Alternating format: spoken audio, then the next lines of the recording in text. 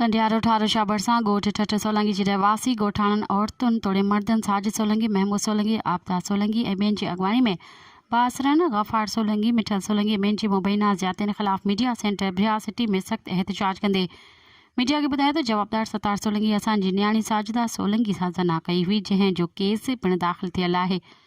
जवाबदार जेल में आहे। हाणे जवाबदार जा भाइर गफ़ार सोलंगी ऐं मिठल सोलंगी मौतमार धमकियूं ॾेई केस तां हथु खणणु चाहिनि था। हुननि ॿुधायो त जवाबदार जा भाइर घरनि ते हमला करे रहिया आहिनि। इन ख़ौफ़ में असांजा ॿार स्कूल नथा वञनि।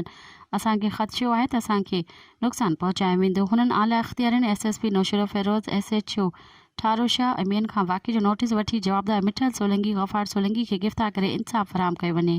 मज़ीद ख़बरनि ऐं तफ़सीलात लाइ विज़िट कयो असांजी वेबसाइट www.awamiNewsHD.com ऐं ॾिसंदा रहो अवामी न्यूज़ HD।